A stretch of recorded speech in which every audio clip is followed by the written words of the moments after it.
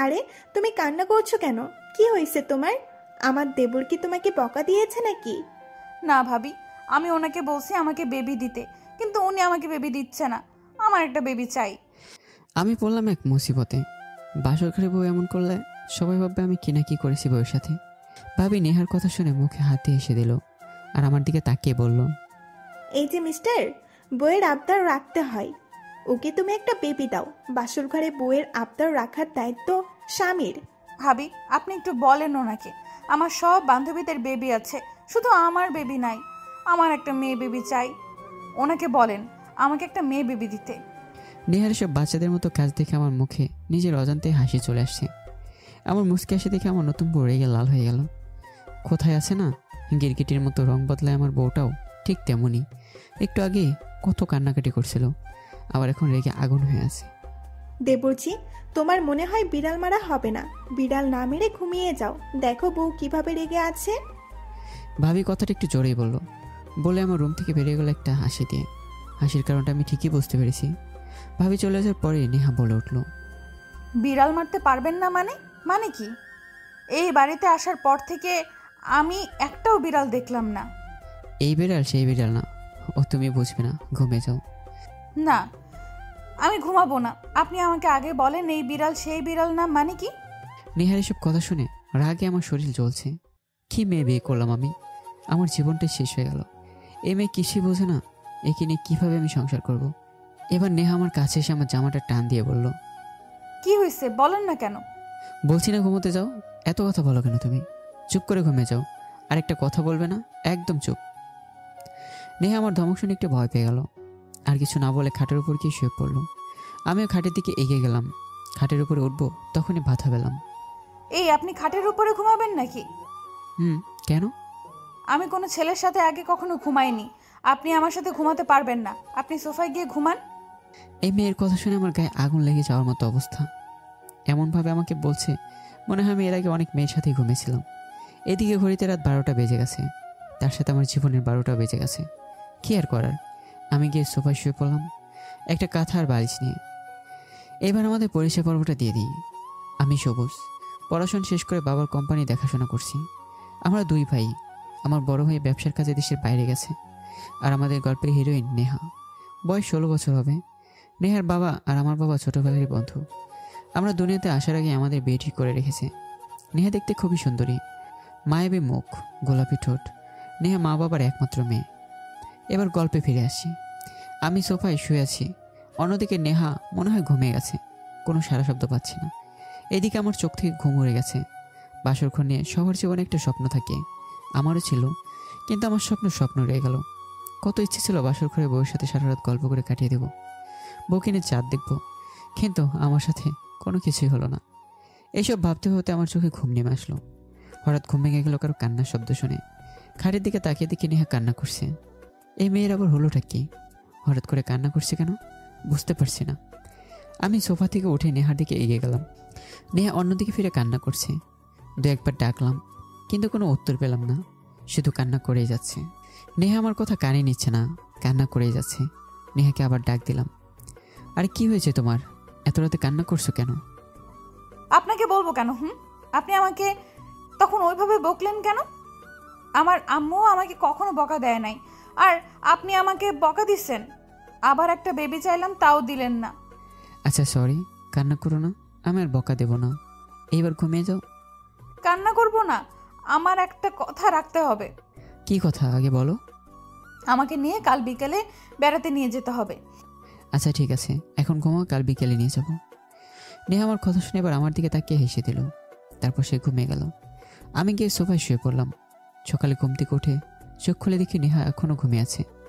আমি নেহার মায়াবী মুখের দিকে তাকিয়ে রইলাম। হুমায়ুন আহমেদ তার একটা কবিতার মধ্যে বলেছেন, যে নারীকে ঘুমন্ত অবস্থায় সুন্দর দেখায় সে প্রকৃতিও সুন্দরী নারী। নেহা হুমায়ুন আহমেদের সেই কবিতার সুন্দরী নারী। নেহার ঘুমন্ত মুখের দিকে তাকিয়ে রইলাম অনেকক্ষণ। মেয়েটা অনেক রাতেই ঘুমিয়েছে, তাই ডাক দিলাম না। আমি ফ্রেশ হতে চলে গেলাম। ফ্রেশ হয়ে এসে বাইরে চলে এলাম। অনেকক্ষণ পরে বাসায় এসে দেখি সবাই নাস্তার টেবিলে বসে আমাকে রেখে খাওয়া শুরু করে দিয়েছে। সবাই নেহাকে নিয়ে ব্যস্ত হয়ে গেছে, আমার দিকে কারো কোনো খেয়ালই নেই। এবার আমি নাস্তার টেবিলে গিয়ে বসলাম। আমাকে সবাই দেখেও না দেখার ভান করে আছে, বুঝলাম না কিছু। এবার রেগে গিয়ে না খেয়ে উঠে নিজের রুমে চলে আসলাম। রাগে আমার শরীর জ্বলছে। এক গ্লাস পানি খেয়ে আমি বসে রইলাম। একটু পরে নেহা নাস্তা নিয়ে আমার রুমে আসলো। খেয়ে নিন, আপনার জন্য নাস্তা নিয়ে আসলাম। খাবো না আমি, নিয়ে যাও এসব। আহা, ঢং করতে হবে না, খেয়ে নিন। আমাকে না বলে বাইরে চলে গেলেন কেন? তাই এমন করছি। খেয়ে নিন এখন। আর রাতের কথা মনে আছে তো? কোন কথা? এখনই ভুলে গেছেন? আমাকে নিয়ে কিন্তু বিকেলে বের হতে হবে, মনে থাকে যেন। ঠিক আছে, মনে থাকবে। খেয়ে নিন এবার। নেহা আমার সামনে খাবার রেখে চলে গেল। খাবার দেখে আমার খিদে দ্বিগুণ বেড়ে গেছে। কি আর করার, খাওয়া শুরু করে দিলাম। খাওয়া দাওয়া শেষ করে আমি রুমের মধ্যে বসে ফোন টিপছি। হঠাৎ আমার রুমে ভাবির আগমন ঘটছে। রাত কেমন কাটছে তোমার? মুখ দেখে তো মনে হয় না ভালো কাটছে। ভালো মানে খুব ভালো। সোফায় শুয়ে রাত কাটাতে হয়েছে, ভালো না এটা? ভাবি আমার কথা শুনে খিলখিল করে হেসে দিল। ভাবির এমন হাসি দেখে মেজাজটা যে কি পরিমাণ গরম হয়ে গেল বোঝাতে পারবো না। কপালে খারাপই আছে, এমন সুন্দরী বউ সাথে থেকে বউয়ের আদর পাও না। ভাবি তুমি যাও তো, ভালো লাগছে না। ভাবি একটা হাসি দিয়ে আমার রুম থেকে বেরিয়ে গেল। দেখতে দেখতে দুপুর হয়ে আসলো। খাওয়া দাওয়া শেষ করে সোফায় বসে আছি, এমন সময় আমার ফোনটা বেজে উঠলো। ফোনের দিকে তাকিয়ে দেখি আমার বন্ধু মিরাজ কল দিল। আমি কল রিসিভ করতে মিরাজ বলে উঠলো, কিরে শালা, বিয়ে করলি ট্রিট দিবি না? তাড়াতাড়ি ক্লাবে চলে আয়, আমরা অপেক্ষা করছি তোর জন্য। এই বলে কল কেটে দিল। তারপর আমি বাসা থেকে বেরিয়ে গেলাম ক্লাবের দিকে। কিছুক্ষণের মধ্যে ক্লাবে পৌঁছে গেলাম। ক্লাবে গিয়ে দেখি সবাই বসে আছে। তারপর সবার সাথে অনেকক্ষণ আড্ডা দিলাম। ওদের সাথে আড্ডা দিতে দিতে কখন যে রাত হয়ে গেল বুঝতে পারিনি। সবাইকে বিদায় দিয়ে বাসায় চলে আসলাম। রাত যখন 8টা বাজে নেহাকে নিয়ে ঘুরতে যাব সেটা আমি ভুলেই গেছি। বাসায় ঢুকে সোজা নিজের রুমে চলে গেলাম। রুমে গিয়ে দেখি নেহা মুখ কালো করে খাটে এক কোণে বসে আছে। আমি গিয়ে নেহার পাশে বসলাম। আরে আমার পিচ্চি বউটার কি হয়েছে? মন খারাপ কেন? নেহা আমার থেকে মুখ ঘুরিয়ে অন্যদিকে তাকিয়ে বসে রইল। আমি আবারও বললাম, কি হয়েছে তোমার? আপনি আসলে পচা একটা লোক, আপনি ভালো না। আপনি কথা দিয়ে কথা রাখেন না। আমি আবার কি করলাম? আপনি না আমাকে নিয়ে ঘুরতে যাবেন বলছেন, আমি বিকেল থেকে রেডি হয়ে বসে আছি, আর আপনি? নেহা ওই কথা বলেই চুপ হয়ে গেল। দেখে মনে হয় কান্না করেই দিবে। আসলে আমি ভুলেই গেছিলাম নেহাকে নিয়ে ঘুরতে যাওয়ার কথা। আমি সত্যি ভুলে গেছি। আচ্ছা কাল নিয়ে যাব, ঠিক আছে? না, আমি আর যাব না আপনার সাথে। আচ্ছা সরি বলছি, আর এমন ভুল হবে না। লাগবে না আপনার সরি। আচ্ছা ঠিক আছে, এখন চলো। সত্যি? বাহ, মেয়ে কি খুশি হয়ে গেছে। এতক্ষণ মুখ কালো করে রাখছে আর এর মধ্যে মুখে হাসি চলে আসছে। মেয়েদের মন বোঝা সত্যি অনেক কঠিন। কি করার, রাতের বেলায় নেহাকে নিয়ে বের হলাম। নেহাকে নিয়ে একটা রিক্সার মধ্যে উঠলাম। তারপর ওকে নিয়ে নদীর পাড়ে চলে গেলাম। নেহা যে ফুচকা পাগলি আমি তা জানতাম না। এই যে আমি ফুচকা খাবো, আসেন আমার সাথে, আমার ফুচকা খুব ভালো লাগে। ঠিক আছে চলো। তারপর নেহাকে নিয়ে ফুচকার দোকানের সামনে চলে গেলাম। নেহা নিজের জন্য এক বাটি দিতে বলল। তারপর সে একাই খাওয়া শুরু করে দিল। আমি যে পাশে আছি সেদিকে তার কোনো খেয়ালই নেই। এক প্লেট শেষ করে আরেক প্লেট নিল। আমি শুধু তাকিয়ে রইলাম। মেয়েটা একাই খেয়ে যাচ্ছে, আমাকে একটিবারও জিজ্ঞেস করলো না আমি খাবো কিনা। অবশেষে তার খাওয়া শেষ হলো আর আমি বিল দিয়ে নেহাকে নিয়ে নদীর পাড়ে অনেকক্ষণ হাঁটাহাঁটি করলাম। তারপর নেহাকে নিয়ে একটা জায়গায় বসে গেলাম। আকাশটা খুব সুন্দর লাগছে, অনেকগুলো তারাও ফুটে আছে আর খুব সুন্দর চাঁদও আছে আকাশে। চাঁদের আলো যেন সব নেহার মুখের উপর এসে পড়েছে। বাতাস বইছে, শীতল বাতাস, খুব ভালোই লাগছে। হঠাৎ করে নেহা বলে উঠল, এই আমি খাবো। এইমাত্র না খেলে আবার কি খাবে? চুমু খাবো, আমাকে চুমু দেন। নেহার এমন কথা শুনে আমি তো ভ্যাবাচাকা খেয়ে গেলাম। তাকিয়ে রইলাম নেহার দিকে। কি হলো, এভাবে তাকিয়ে আছেন কেন? চুমু খেলে নাকি বেবি হয়, আমার বান্ধবী বলছে।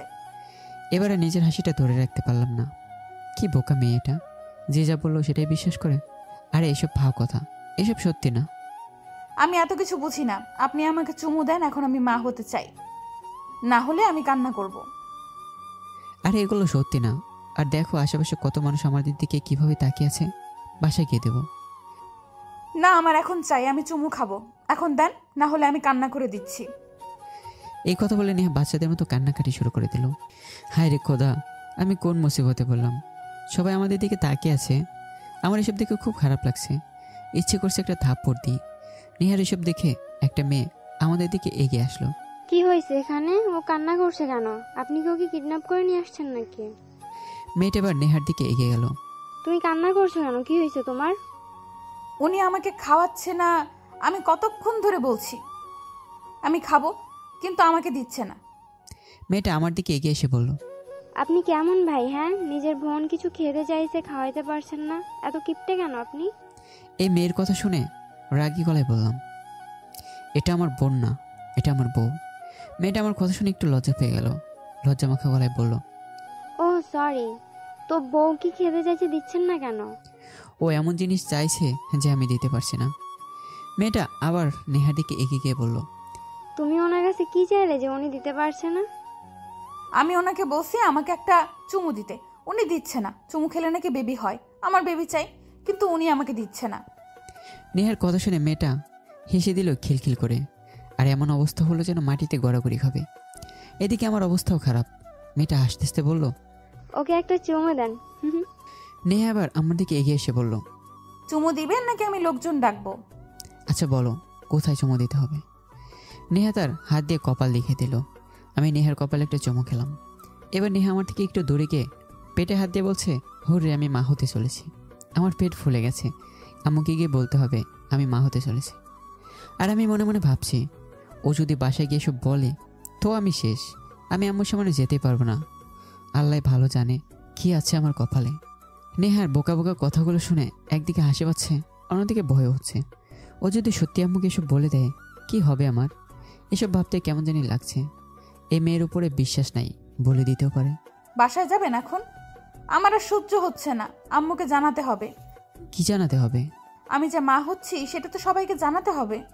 নেহা এসব কি? আম্মুকে এসব বলবে না একদম, ঠিক আছে? কেন, কি হবে বললে? চলো বাসায় যাই, রাত হয়েছে অনেক। না, আর একটু থাকবো প্লিজ, খুব ভালো লাগছে আমার এখানে। ওকে ঠিক আছে। চলেন নদীর পানির কাছে যাই। যেতে চাইনি, তাও চলে গেলাম নেহার সাথে। কি করার, এই মেয়েটা যে জেদি, না গিয়ে উপায় নেই। নদীর পানির কাছে যেতেই নেহা পানির পাশে বসে আমার দিকে পানি ছুঁড়ে মারতে থাকে, আমাকে পুরো ভিজিয়ে দিল। নেহা এটা কী করলে তুমি? আমাকে তো ভিজিয়ে দিলে, এখন বাসায় যেতে যেতে তো আমার ঠান্ডা লেগে যাবে। কিচ্ছু হবে না এবার, আর এখানে থাকতে হবে না, বাসায় চলুন। নেহার কথা শুনে রাগ উঠে গেল, কিছু না বলে হাঁটা শুরু করে দিলাম। নেহা আমার পিছনে চলে আসলো। কিছুক্ষণের মধ্যে বাসায় পৌঁছে গেলাম। বাসায় গিয়ে দরজায় কলিং বেল চাপ দিতে আম্মু এসে দরজা খুলে দিল, আর আমার দিকে তাকিয়ে রইল। কিরে সবুজ, তুই এভাবে ভিজলি কি করে? বৃষ্টি হয়েছে অনেক, তাই ভিজে গেছে। তুই ভিজলি, নেহা ভিজলো না কেন তাহলে? আর আমি তো কোনো বৃষ্টি দেখি নাই। দেখবে কি করে, বৃষ্টি তো শুধু আমার উপরেই পড়েছে। আমি ফ্রেশ হয়ে আসি, খাবার রেডি করো। আমি আর কিছু না বলে রুমে চলে গেলাম। রুমে গিয়ে ফ্রেশ হয়ে খাবার খেয়ে নিজের রুমে চলে এলাম। একটা বালিশ নিয়ে সোফায় শুয়ে পড়লাম। নেহাও খাটের উপরেই শুয়ে আছে। আমি ঘুমিয়ে গেলাম। সকালে ঘুমতে ঘটে নিজেকে খাটের উপরে আবিষ্কার করলাম, গায়ের উপরে একটা কম্বলও দেয়া। বসতে বাকি রইল না। রাতে আমার জ্বর আসছে, উঠতে চেষ্টা করলাম কিন্তু পারছি না, গায়ে শক্তি পাচ্ছি না। পাশে তাকিয়ে দেখি নেহা আমার পাশে বসে আছে, আর ওর চোখে পানি। নেহা আমার দিকে তাকিয়ে রইল। এখন কেমন লাগছে আপনার? আমি এখানে কি করে আসলাম? আমি তো সোফায় শুয়েছিলাম, এখানে কে নিয়ে আসছে? আমি আর ভাবি। এর মধ্যে ভাবি এসে হাজির। এখন কেমন আছো তুমি? একটু ভালো। দেবরজি, তোমার বউ কাল সারা রাত নিজেও ঘুমায়নি, আমাকেও ঘুমাতে দেয় নাই। কেন? কাল রাতে তোমার অনেক জ্বর আসছিল, নেহা অনেক ভয় পেয়ে যায়, তারপর আমাকে ডেকে নিয়ে আসে। আমি আর নেহা তোমাকে খাটে নিয়ে আসি। নেহা তো সারা রাত তোমার মাথায় পানি ঢালছে, একটুও ঘুমায়নি। ভাবির কথা শুনে আমি নেহার দিকে তাকালাম, দেখে বুঝতে পারছি রাতে না ঘুমিয়ে কাটিয়ে দিয়েছে। আচ্ছা আমি আসি, তোমরা থাকো। তারপর ভাবি চলে গেল। আমি নেহাকে বললাম, এত কষ্ট করার কি দরকার ছিল? নেহা আমার কথা শুনে কান্নামাখা গলায় বলল, আমার জন্য তো এমন হয়েছে, আমি যদি আপনাকে ভিজিয়ে না দিতাম তাহলে আপনাকে এত কষ্ট করতে হতো না। আমাকে ক্ষমা করে দিয়েন প্লিজ। আমি নেহার দিকে তাকিয়ে বললাম, নিজেকে তো দোষী মনে করতে হবে না, আমি ঠিক আছি, তুমি আবার একটু ঘুমো। না, আপনি একটু অপেক্ষা করুন, আমি আপনার জন্য খাবার নিয়ে আসি। বাহ, আমার পিচি বউটাকে এখন আমি চিনতেই পারছি না, একদম বড়দের মতো ব্যবহার করছে। নেহা খাবার আনতে চলে গেল। আমি শুয়ে রইলাম। কিছুক্ষণ পরে নেহা খাবার নিয়ে আসলো। আমি উঠে বসতে চাইলাম, কিন্তু একা একা উঠতে পারছি না। নেহা সেটা বুঝতে পেরে আমাকে ধরে বসালো, আর সে নিজের হাতে আমাকে খাবার খাইয়ে দেওয়ার জন্য হাত এগিয়ে দিল। আমি অবাক হয়ে ওর দিকে তাকিয়ে রইলাম। এইভাবে তাকানোর কি আছে, খাবার খেয়ে নিন, আমি আপনাকে খাইয়ে দিচ্ছি। তারপর নেহা আমার মুখে খাবার তুলে দিল, আমি নেহার দিকে তাকিয়ে খাবার খাওয়া শুরু করে দিলাম। খাওয়া শেষ করে নেহার আমার মুখ মুছে দিল তার আঁচল দিয়ে। এবার আপনি একটু ঘুমান। আমি মুখ দিয়ে কিছু না বলে মাথা দিয়ে নাড়িয়ে হ্যাঁ বললাম। তারপর নেহা আমাকে শুয়ে দিল, গায়ের উপরে একটা কম্বলও দিয়ে দিল। কিছুক্ষণের মধ্যে আমার চোখে ঘুম নেমে আসলো। দুপুরবেলায় নেহার ডাকে ঘুম ভেঙে গেল। ফ্রেশ হয়ে আসুন, আমি আপনার জন্য খাবার নিয়ে আসছি। তারপর আমি ফ্রেশ হয়ে এসে খাটের উপরে বসে রইলাম। নেহা আমার জন্য খাবার আর ওষুধ নিয়ে আসলো। আমি নিজের হাতে খেতে পারতাম, তাও নেহার হাতে খেতে চাইলাম। নেহা নিজ হাতে আমাকে খাই দিল। খাওয়া দাওয়া শেষ করে আবার ঘুমিয়ে গেলাম। দেখতে দেখতে রাত হয়ে আসলো। খাটের ওপরে শুয়ে আছি, তখন নেহা আমার রুমে আসলো। নেহাকে দেখে আমি একটা বালিশ নিয়ে সোফায় চলে গেলাম। নেহা আমার দিকে এগিয়ে আসলো। আপনাকে আর সোফায় ঘুমাতে হবে না, খাটের উপরে ঘুমান। সমস্যা নেই, আমি এখানেই ঘুমাতে পারবো। আমি যেটা বলছি সেটা করুন, আপনি খাটের উপরে আসুন। তুমি কোথায় ঘুমাবে তাহলে? আমিও খাটের উপরে ঘুমাবো। কি আর করার, আমি খাটের উপরে চলে গেলাম। কিন্তু নেহা আমাদের মাঝে একটা কোল বালিশ রেখে দিল। এটা কিন্তু দেয়াল, ভুলেও এদিকে আসবেন না কিন্তু। আমি মুচকে হাসি দিয়ে বললাম ঠিক আছে। এবার নেহা চোখ বন্ধ করে ঘুমিয়ে গেল। আমি ঘুমানোর অনেক চেষ্টা করলাম, কিন্তু আমার চোখে ঘুম আসছেই না কোনোভাবেই। সারাদিন ঘুমিয়ে কাটিয়েছি, তাই হয়তো ঘুম আসছে না। নেহার দিকে তাকিয়ে দেখি নেহা ঘুমিয়ে গেছে, একদম বাচ্চাদের মতোই ঘুমিয়েছে নেহা। নেহার মায়াবী মুখের দিকে তাকিয়ে থাকতে ইচ্ছে করে। নেহার মুখের সামনে চুলগুলো পড়ে আছে, এটা দেখে কেন জানি ওর চুলের উপরে আমার হিংসা হচ্ছে। চুলের কারণে ভালো করে মুখও দেখা যাচ্ছে না। ইচ্ছে করছে চুলগুলো সরিয়ে দিই, কিন্তু মনের ভিতর ভয়ও কাজ করছে। যদি বুঝে যায় আমি কি স্পর্শ করেছি, তাহলে কি না কি ভাববে। আমার কথা আমার হাত মানতেই চাইছে না, বারবার নেহার এলোমেলো চুলের দিকেই চলে যাচ্ছে। একটা সময় আমি ওর মুখের সামনে থাকা চুলগুলো সরিয়ে দিলাম। ওর মায়াবী মুখ থেকে আমার চোখ সরাতে পারছে না। নেহার ঠোঁট যেন আমাকে ডাকছে। আজকে প্রথম নেহা আমার সাথে ঘুমোচ্ছে। কেমন যেন একটা অজানা ফিলিংসও কাজ করছে আমার ভিতর। ইচ্ছে করছে ওর কপালে একটা চুমু খেতে, কিন্তু ভয়ের জন্য সেটাও হয়ে উঠলো না। নেহার মুখের দিকে তাকিয়ে থাকতে থাকতে আমিও ঘুমিয়ে গেলাম। সকালে বুকের উপর ভারী কিছু অনুভব করলাম, আর চোখ খুলে আমি অবাক হয়ে গেলাম। বুকের উপরে ভারী কিছু অনুভব করতে পেরে চোখ খুলে দেখি নেহা আমার বুকের উপরে শুয়ে আছে। আস্তে করে নেহাকে সরিয়ে দিতে যাব, তখন নেহা আমাকে আরও শক্ত করে জড়িয়ে ধরলো। খুব শক্ত করে জড়িয়ে ধরেই রাখলো। আমি আস্তে করে ওর হাত সরিয়ে নিলাম আর ওকে ওর বালিশে দিয়ে শুয়ে দিলাম। তারপর আমি উঠে ফ্রেশ হতে চলে গেলাম। অনেকক্ষণ পরে ওয়াশরুম থেকে বের হয়ে এসে দেখি নেহা ঘুম থেকে উঠে বসে আছে। আমি এবার ধীরে ধীরে নেহার দিকে এগিয়ে এলাম। নেহা আমার দিকে চোখ বড় বড় করে তাকিয়ে রইল। বুঝতে পারলাম না এই মেয়ে এভাবে তাকিয়ে আছে কেন। কি হয়েছে, এভাবে তাকিয়ে আছো কেন? আপনি আমাকে না বলে ঘুম থেকে উঠে একা একা উঠলেন কেন? আসলে তুমি তো ঘুমিয়েছিলে, তাই ডাকিনি। আমি বলছি না আমাকে না বলে উঠবেন না, তারপরে উঠলেন কেন? আচ্ছা সরি, ভুল হয়ে গেছে, আর এমন হবে না। কান ধরে সরি বলুন, এভাবে হবে না। এ মেয়েকে বোঝা অনেক দায়, কখন যে কি হয় বলা মুশকিল। কি আর করার, কানে হাত দিয়ে সরি বললাম।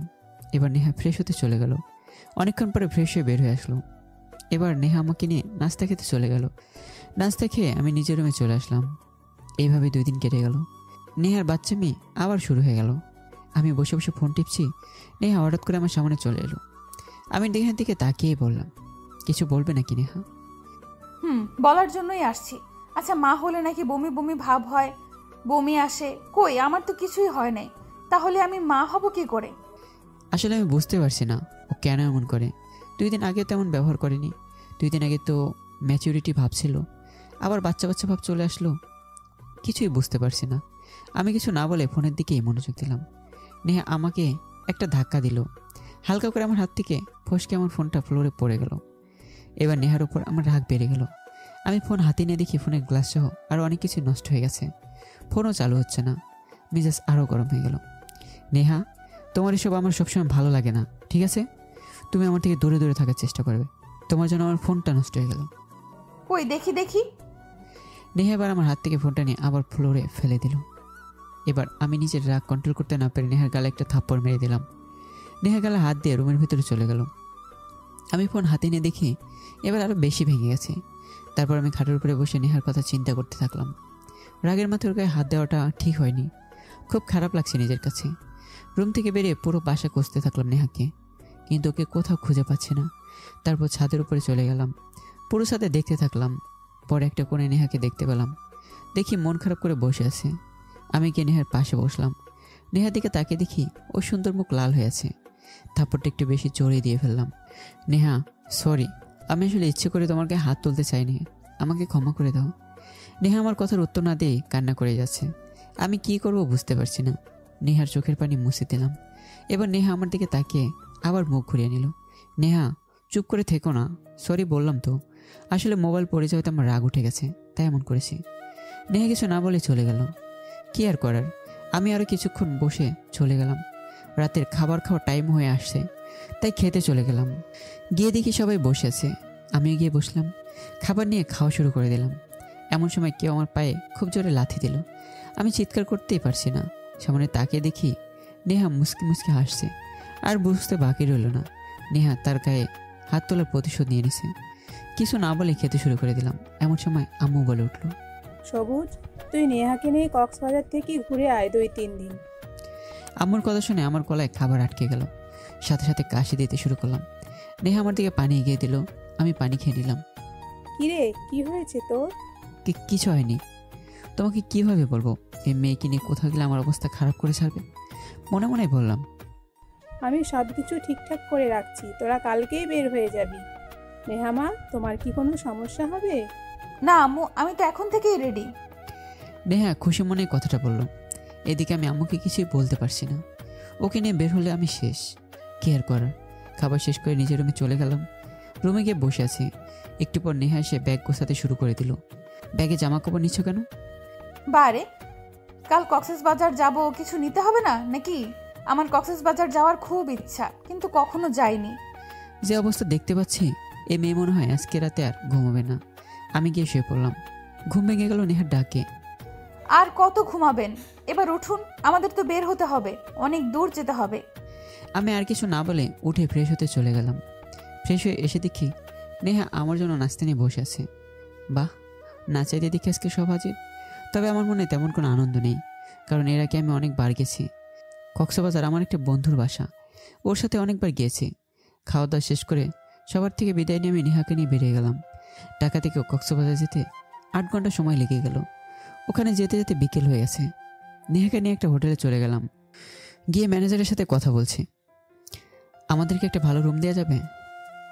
জি, এসি রুম খালি আছে, আপনারা চাইলে দেখতে পারেন। আমাদের ডাবল বেড লাগবে। কেন স্যার, আপনারা কি স্বামী স্ত্রী না? আমরা স্বামী স্ত্রী, তবুও ডাবল বেড লাগবে আমাদের।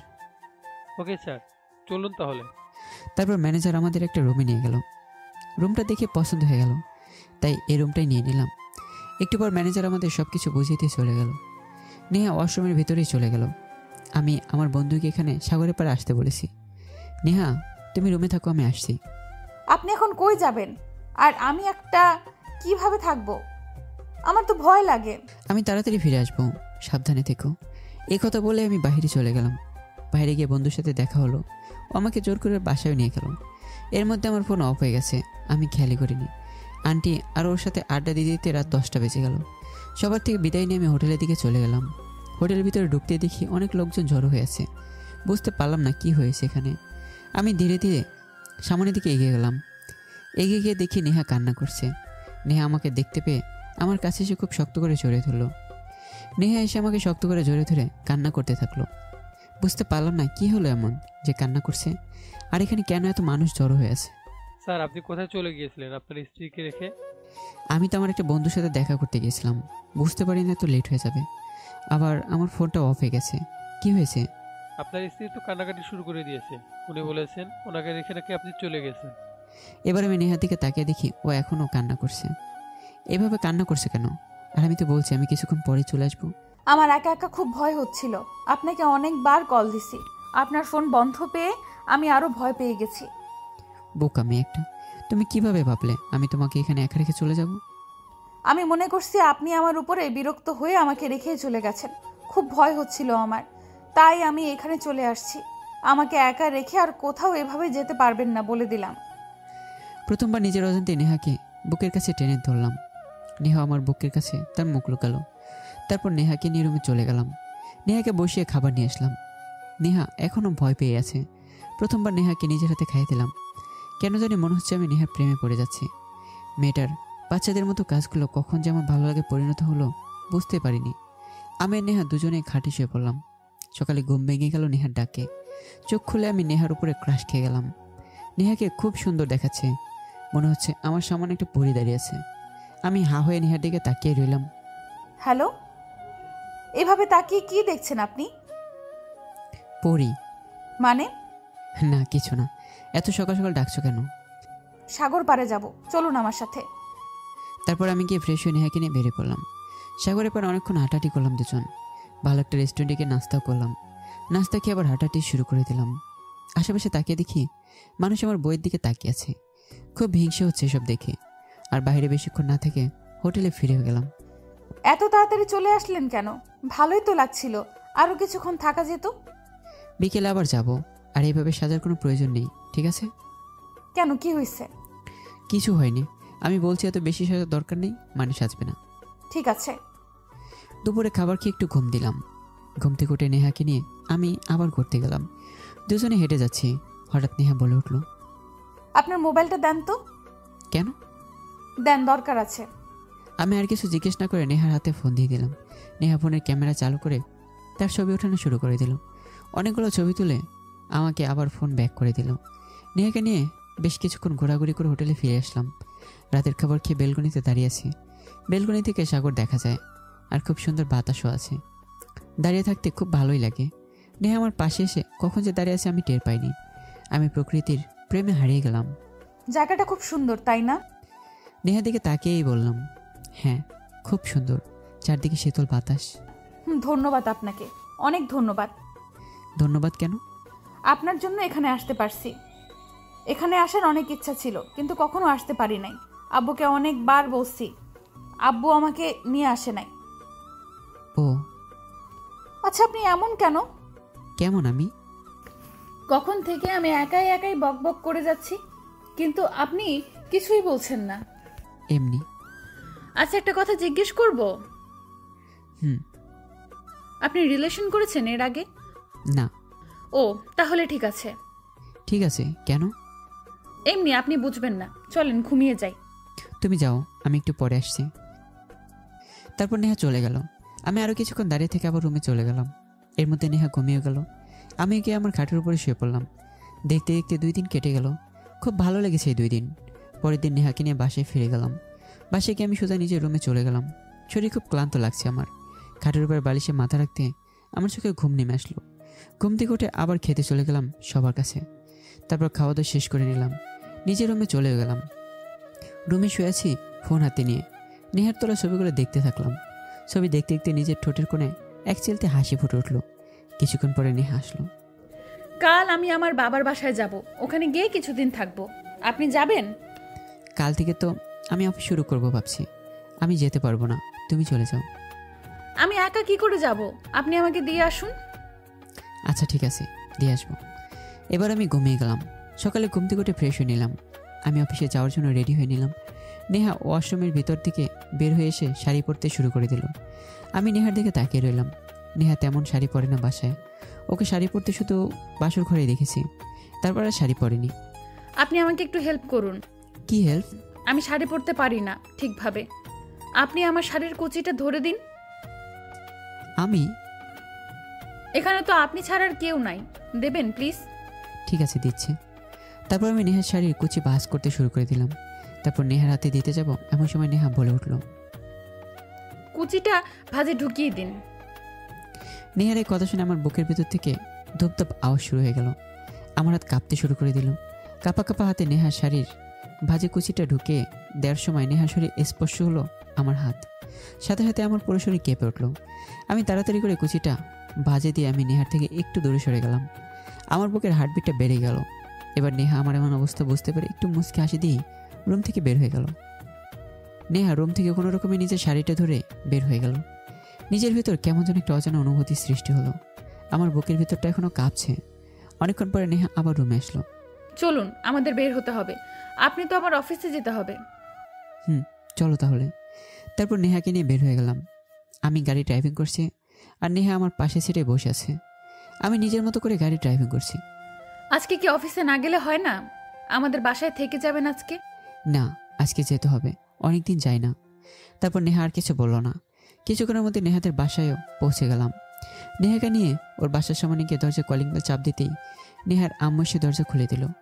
নেহা আর আমি আম্মুকে সালাম করলাম। নেহা আর আম্মুকে জড়িয়ে ধরলো। মায়ের সাথে অনেকদিন পর দেখা। তারপর আমাদের ভেতরে নিয়ে বসালো। তুমি কেমন আছো বাবা? জি আলহামদুলিল্লাহ ভালো আছি। আপনি কেমন আছেন? আমি আলহামদুলিল্লাহ ভালো আছি।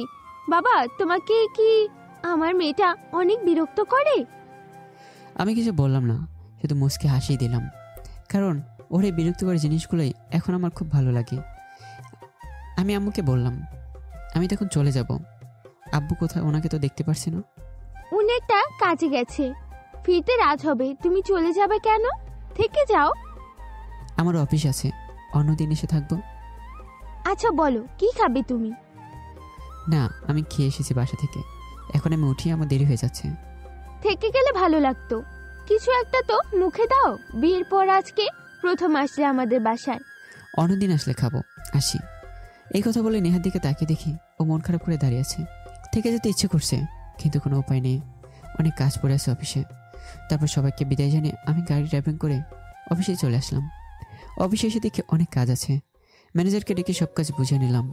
তারপর নিজের মতো করে কাজ শুরু করে দিলাম, কিন্তু কাজে মনোযোগ দিতে পারছি না। নেহার কথা খুব মনে পড়ছে। কাজ করতে করতে দুপুর হয়ে গেছে। হঠাৎ আমার ফোন বেজে উঠলো। আমি ফোন হাতে নিয়ে দেখি নেহা কল দিয়েছে। দেরি না করে কল রিসিভ করলাম। হ্যালো। দুপুরে খাবার খেয়েছেন? না, তুমি? হ্যাঁ, খাচ্ছেন না কেন? কয়টা বাজে খেয়াল আছে আপনার? খাবো একটু পরে, হাতে কিছু কাজ আছে। কোনো কাজ করতে হবে না, আগে খাবার খেয়ে নিন। একটু পরে খাবো, হাতের কাজটা শেষ করিনি। আমি বলছি পরে কাজ আগে খেয়ে নিন। কি আর করার। ঠিক আছে বলে ফোনটা কেটে দিলাম।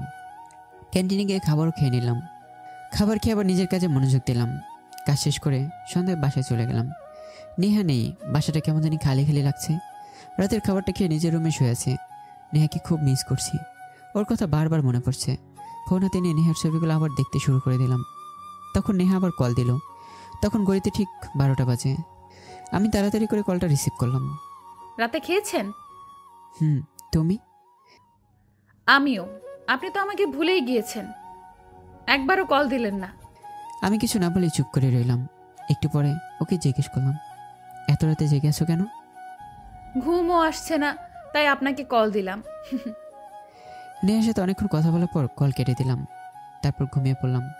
সকালে ঘুম থেকে উঠে ফ্রেশ হয়ে আবার অফিসে চলে গেলাম। কাজে মনোযোগ দিতেই পারছি না, কাজ করতে ভালো লাগছে না। তাই নেহাকে কল দিলাম, কিন্তু ও কল রিসিভ করলো না। একের পর এক কল দিতেই থাকলাম, কিন্তু কল রিসিভ করছে না। নিজে নিজে ভাবতে থাকলাম, ওর আবার কি হলো, কল রিসিভ করছে না কেন? খুব চিন্তা লাগছে আমার। আমার কক্ষে রহমান সাহেব আসলো। রহমান সাহেব আমার সাথে কাজ করে আমার পাশের কেবিনে। কি করছেন সবুজ সাহেব? এই তো কাজ করছে। হঠাৎ কি মনে করে আমার কেবিনে আসা হলো?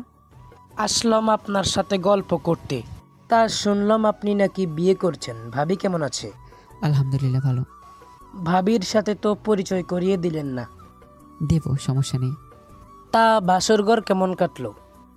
ঘুমিয়ে ঘুমিয়ে। রহমান সাহেব আমার মুখে এমন কথা শুনে অবাক হয়ে প্রশ্ন করলো, ঘুমিয়ে ঘুমিয়ে মানে? এত সহজ কথা বুঝতে পারছেন না? বুঝতে পারছি, কিন্তু ঘুমিয়ে ঘুমিয়ে কেন তা বুঝতে পারলাম না। আচ্ছা, অন্য সময় বুঝে বলবো, এখন আমার ভালো লাগছে না। বুঝি বুঝি, নতুন বিয়ে করলে এমনই হয়। আপনি একটু বেশিই বোঝেন সবসময়। রহমান সাহেব একটা মুচকি হাসি দিয়ে আমার কেবিন থেকে বের হয়ে গেল। রহমান সাহেব যাওয়ার পরে আমি নেহাকে আবার কল দিলাম, তাও রিসিভ করছে না। নেহার আম্মুকেও কল দিলাম, উনিও কল রিসিভ করলো না। চিন্তা দ্বিগুণ বেড়ে গেছে। বুঝতে পারছি না কি হয়েছে, কেউ কল কেন রিসিভ করছে না। আমি আমার আম্মুকে কল দিলাম, আম্মু কল রিসিভ করেছে। আম্মু নেহাকে কল দিয়ে দেখো তো, ও আমার কল রিসিভ করছে না কেন? কেন বাবা, কি হয়েছে? ঝগড়া হয়েছে নাকি তোদের? না, ওর আম্মুকেও কল দিয়েছি, উনিও কল রিসিভ করেনি। বুঝতে পারছি না কি হয়েছে। আচ্ছা, আমি দেখছি, দাঁড়া, তুই চিন্তা করিস না। তারপর আম্মু কল কেটে দিল। আমি আম্মুর কলের অপেক্ষায় বসে রইলাম। আম্মু কিছুক্ষণ পরে কল দিল। আমিও কল দিলাম, কিন্তু কেউ কল রিসিভ করে নাই। আম্মুর কথা শুনে আমার চিন্তা বেড়ে গেল। নিজেকে শান্ত রাখতে পারছি না। নিজের অজান্তেই মনের ভিতর খারাপ চিন্তা চলে আসলো। নেহার আবার কিছু হয়ে যায়নি তো? উফ, কী সব ভাবছি। নেহার কিছুই হতে পারে না, হয়তো কোনো কাজে আটকে আছে, তাই কল রিসিভ করতে পারছে না। ফ্রি হলে অবশ্যই কল দেবে। এসব ভেবে নিজেকে সান্ত্বনা দেওয়ার চেষ্টা করলাম, কিন্তু আমার বুকের ভিতরটা কেমন জানি চিনচিন ব্যথা অনুভব করতে পারছি। নিজেকে কাজের মধ্যে ব্যস্ত রাখার চেষ্টা করছি, তবুও পারছি না। বারবার ফোনের দিকে তাকাচ্ছিলাম নেহা কল করবে ভেবে, কিন্তু না, কোনো কল আসছে না। আমি আবার কল দিলাম, তবু আগের মতো রিং হচ্ছে, কিন্তু ফোন তুলছে না। বুকের ভিতর অজানা ভয় আরও বেড়ে যাচ্ছে। ভয়ে আমার শরীর দিয়ে ঘাম বেরোচ্ছে। এসি কেবিনে থেকেও আমার শরীর দিয়ে ঘাম বেরোচ্ছে। অফিস থেকে বের হয়ে বাসার দিকে রওনা দিলাম। কিছুক্ষণের মধ্যে বাসায় পৌঁছে গেলাম। বাসার সামনে গিয়ে দরজা ধাক্কা দিতেই দরজা নিজে থেকেই খুলে গেল। কি হচ্ছে কিছু বুঝতে পারছি না। দরজা খুলে রাখলো কি আবার? বাসাটাও কেমন যেন স্তব্ধ হয়ে আছে, মনে হচ্ছে বাসায় কেউই নেই। আমি সোজা নিজের রুমে চলে গেলাম। রুমে গিয়ে আমি অবাক হয়ে গেলাম, নেহা রুমে বসে আছে। আমি তাড়াতাড়ি করে নেহার দিকে এগিয়ে গিয়ে নেহার দুহাত ধরে টেনে দাঁড় করালাম। নেহা, এসব ফাজলামো করার মানে কি? ফোন কেন রিসিভ করোনি? কত চিন্তা হচ্ছিল আমার, তুমি জানো? তোমার বাসায় কল দিলাম, কেউ ফোন রিসিভ করলো না। এসব কি? সরি, আপনাকে সারপ্রাইজ দেব বলেই এসব করছি। এটা কেমন সারপ্রাইজ? তোমার জন্য আমার অনেক ভয় হচ্ছিল, আর তুমি মজা নিলে, তাই না? এসব ফাজলামো আমার ভালো লাগে না। সরি বললাম তো, এত রাগ করার কি আছে? আসলে আপনাকে ছাড়া ভালো লাগছে না, তাই চলে এলাম। আম্মুকে বলছি আপনি ফোন দিলে যেন রিসিভ না করে। এবার আমি চিৎকার দিয়ে আম্মুকে ডাকলাম। আম্মুর সাথে সাথে আমার রুমে চলে আসলো। কিরে, কি হয়েছে? এভাবে চিৎকার করছিস কেন? আম্মু, তুমি আমাকে বললে না কেন নেহা আমাদের বাসায় চলে আসছে? নেহা আমাকে নিষেধ করেছে তোকে যেন কিছু না বলি। নেহা তোমাকে নিষেধ করেছে, তাই তুমি আমাকে বলবে না? তুমি জানো না আমি কতটা টেনশনের মধ্যে ছিলাম। ওহ, আমার মেজাজটা যে পরিমাণ গরম হচ্ছে, ইচ্ছে করছে নেহার গালে ঠাটি একটা থাপ্পড় মেরে দিই। নিজেরা কন্ট্রোল করতে না পেরে আমি রুম থেকে বেরিয়ে গেলাম। বের হয়ে ছাদের উপরে চলে গেলাম। কিছুক্ষণ পর নেহা আমার পাশে এসে দাঁড়ালো। আমি বুঝতে পারিনি, আমাকে ক্ষমা করে দিন। আমি আর কখনো এমন করব না, প্লিজ। আমি কিছু না বলে চুপ হয়ে দাঁড়িয়ে রইলাম। নেহাকে এখানে সহ্য করতে পারছি না, একা থাকতে ভালো লাগছে। নেহা, তুমি এখান থেকে চলে যাও, আমাকে একা থাকতে দাও প্লিজ। নেহা মাথা নিচু করে দাঁড়িয়ে আছে। কি বললাম কথা কানে যায়নি? এখান থেকে যাও তুমি। এত রাগ করার কি আছে বুঝতে পারছি না আমি। তোমার এত কিছু বোঝার সে বুদ্ধি এখনো হয়নি, তুমি এখান থেকে যাও। নেহা মাথা নিচু করে চলে গেল। সন্ধ্যা অবধি ছাদের উপরেই দাঁড়িয়েছিলাম। এখন একটু ভালো লাগছে, তাই রুমের দিকে চলে গেলাম। রুমে ঢুকতেই নেহার কান্নার শব্দ আমার কানে ভেসে আসলো। কি হয়েছে তোমার? কান্না করছো কেন?